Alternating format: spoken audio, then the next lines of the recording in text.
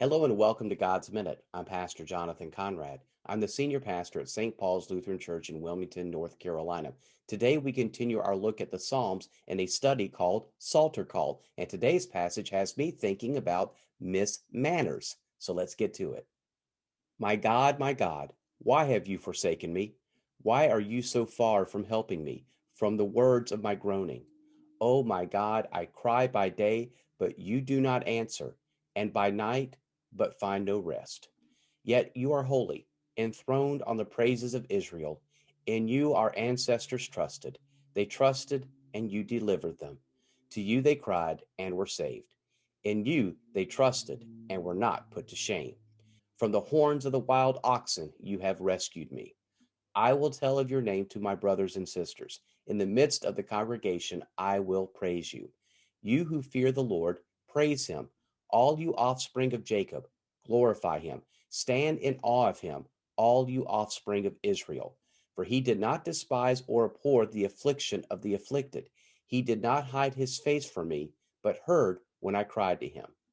Miss Manners is the pen name for journalist Judith Martin, who in 1978 created an advice column where she began to answer reader questions about the essential qualities of politeness. In other words, manners.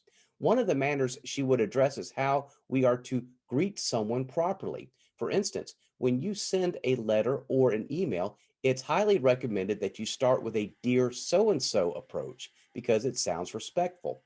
Now, when it comes to the Psalms usually begin with a dedication like to the king, and then the poem starts. But Psalm 22 is different. Psalm 22 does not start with an affirmation or proclamation, it starts with a question. Why have you forsaken me, God? Getting right to it. It's pretty direct and a straight way to start a poem, wouldn't you say? But that is the point of the poem.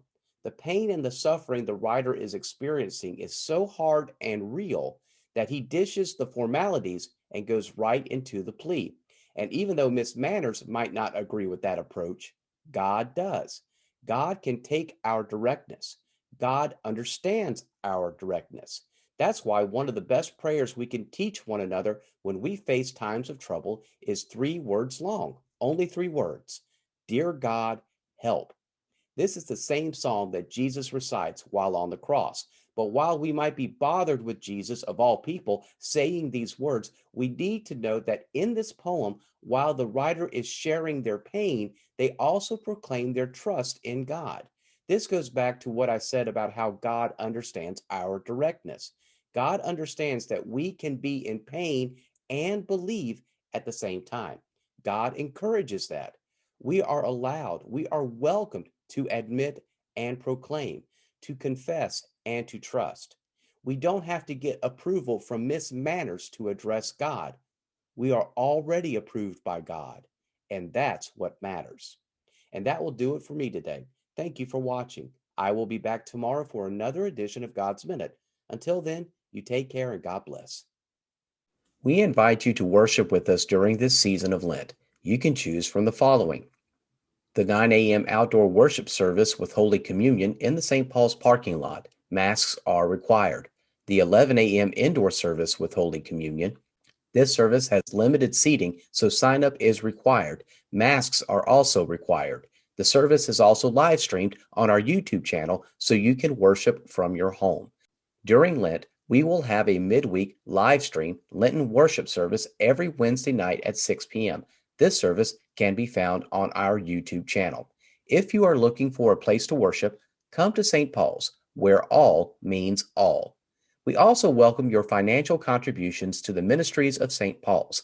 You can give via online, text, mail, and setting up a bank draft. Thank you for your continued support of St. Paul's and its mission to bring God to all people.